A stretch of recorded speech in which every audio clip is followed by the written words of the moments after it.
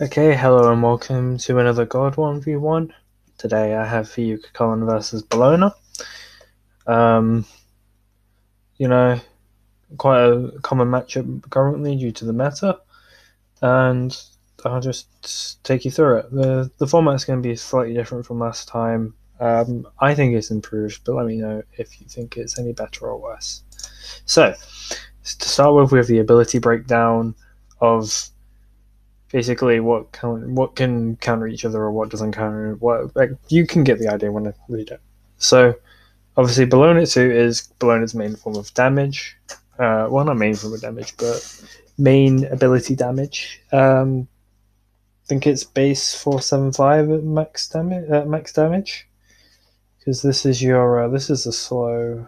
This is from the 3, but this is the 2 here. The bludgeon, the hammer, the circular ability.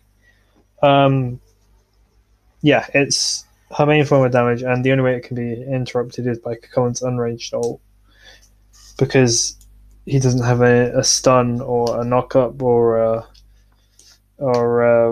doesn't get crippled, does it? I think it's just a stun or a knock up out. It can't get interrupted, basically, outside of that one ability. Um, I mean, very small thing, but these small things can make the difference in a team fight or in like the solo lane. Really, actually, where it would be is that you can anti-heal Bellona's 3, because on her third auto with her Scourge, her 3, her whip, she heals, which is only very small, as you can see over here. But you can anti-heal it with the Chulainn's 1, which might win you the fight. Like, it might happen like 1 in 1,000 times, but it's worth knowing that, you know? Chulainn has 2 CC immune ults for Bellona's ult stun. He also has 2 CC immune ults just for her in general, with her disarm and her slow.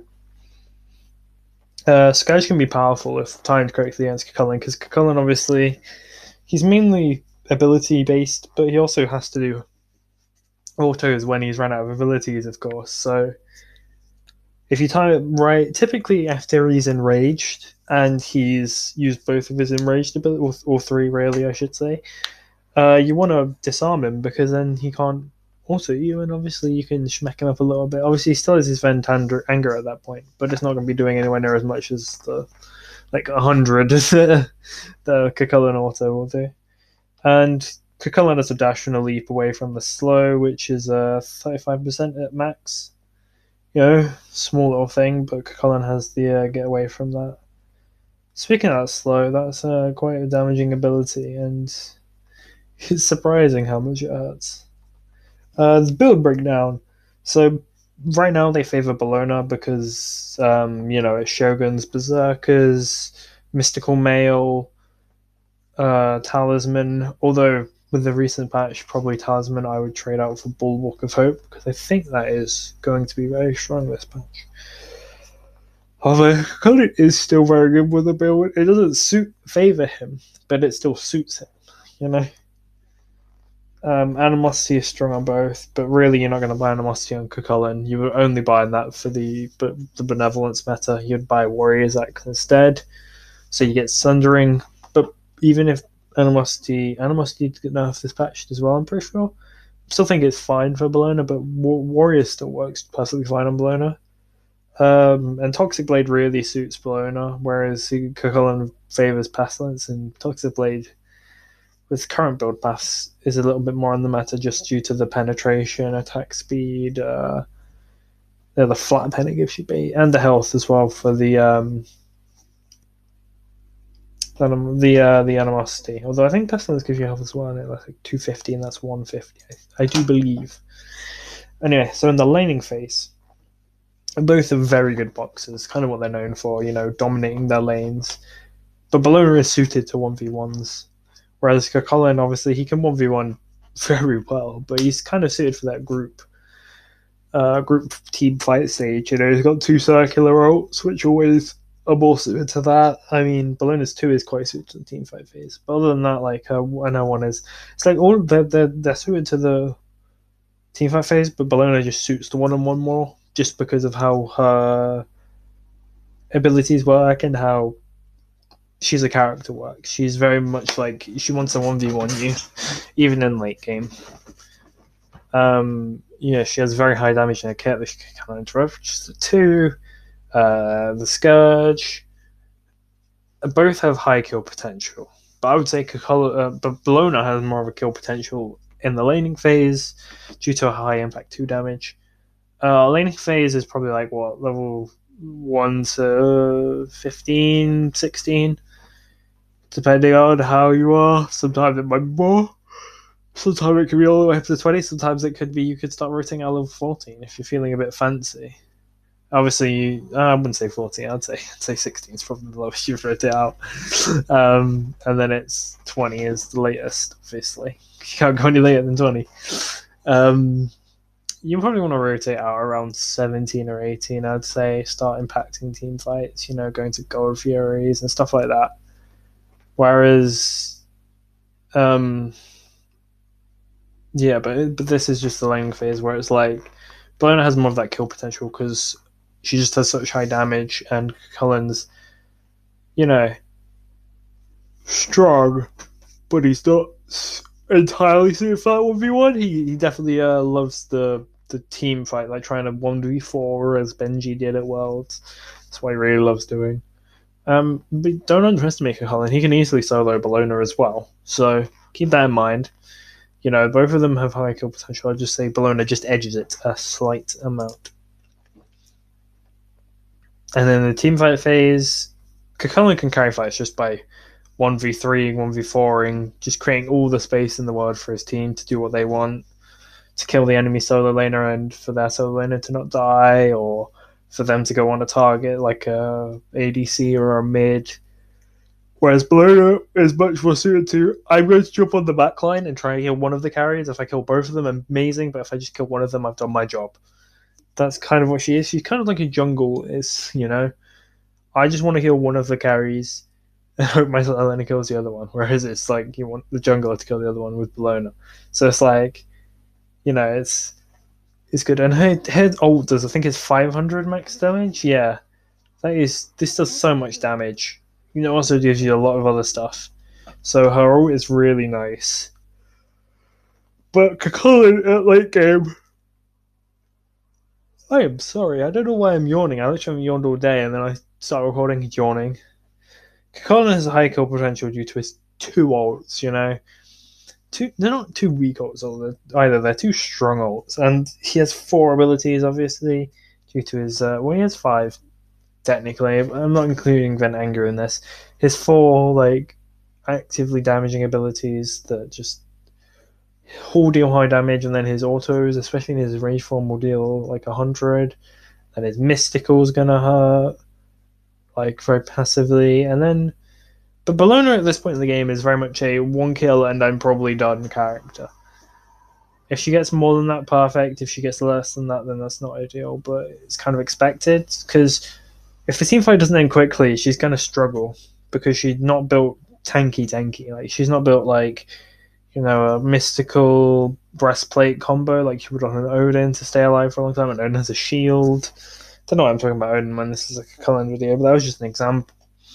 But Chulainn can stay alive for longer, because Chulainn's typically building a bit more tanky. He's running mystical, he's got Pridwin usually, which will give him a shield and give him that of each prot, and then he's got a talisman, maybe a pestilence if he needs the anti-heal. He's a lot more tanky. He's not built to one-shot you, even though he will. He doesn't have to build that way because he's already got the damage in him. But Bellona has probably got the better team fight ult, just because of all the stuff it gives you. If you look here, you got 60 power, 75 power, 35 prot, and then the base damage of itself. It's just really good team fight. Well, obviously, Chulainn's ults are not bad for the team fight, especially the knock-up one. You're going to create kills off it if your team follows up, but this should just enable your team to win fights all in itself. Sieging / objective play. Bellona is great at making space and just ulting a key target to get them off or away from the objective. Sieging Fire Giant, the Danza Burrows coming over to it. Well, you don't want that happening, so you just ult on him, and he's oh no, I have to go into my 3, and then he's a leaf when your team finishes Fire Giant. That's what you want to do with the ult. Not always happens, obviously, but that is the ideal world. Um, I mean, obviously, Kukulin's great as well, but I'd say Bellona is stronger in this aspect.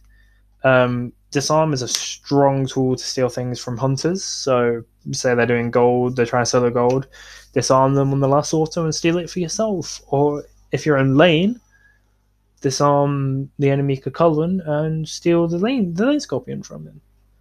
Or just a solo harpy or something like that. Sharpie, I think they're called. Bellona has really strong chase down after objectives. And by this I mean, I don't mean when your team finishes an objective. When your team finishes an objective, you want to leave. You don't want to fight. But if their teams just finish the objective, you want to engage. You want to make them fight. So she has strong chase down, obviously with a roll, with a 1, with a 3, keeping them in combat.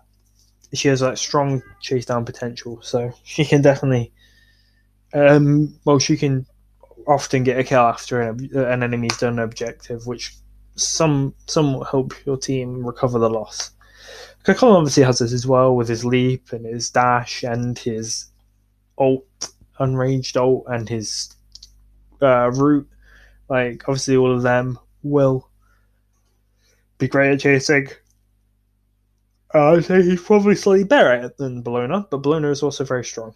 And Chulainn ult is great at creating space or for a steal or a confirm. I'm talking about the knock-up ult here. Whereas Bellona's is great at like making the space. Chulainn's is great at just making it so they can't attack at the crucial time, like her disarm, but for longer and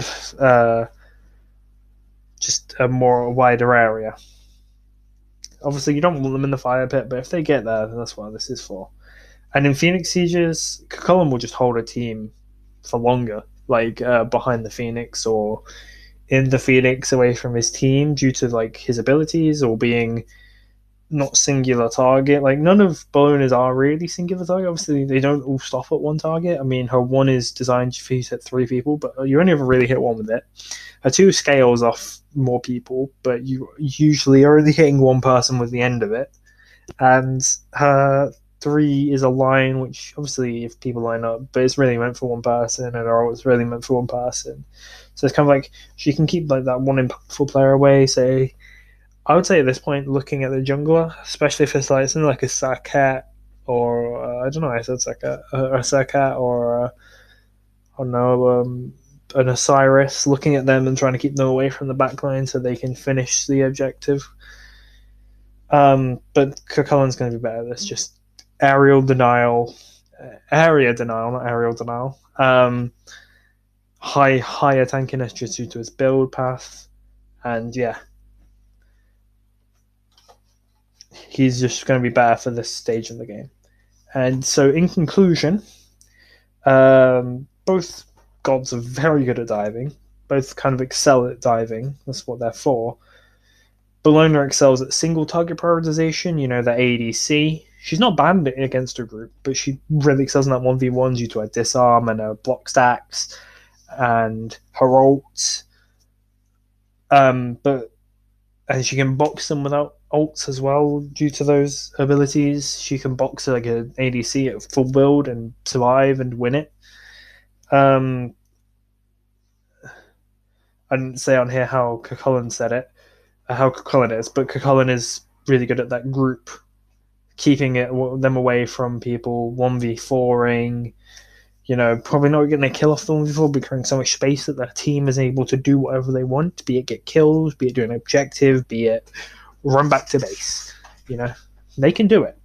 Running phase is a toss-up between the two, because Chulainn doesn't rely on autos, like a god or a Cyrus of a mana who would struggle due to the disarm and block stacks. Chulainn is better at creating space for longer periods because, he has escapes when he gets into a fight, whereas Bellona usually ults to engage. She cannot, so she doesn't have an escape, and she can't then lead enemies around the map, as Chulainn sometimes does. Chulainn is better for the team, but Bellona is not a choice for the team either, and is better in the solo matchup in the solo lane But I would say Chulainn overall is better, just as a god. But I would say Bellona is not far behind him at all, and you're not throwing if you pick Bellona.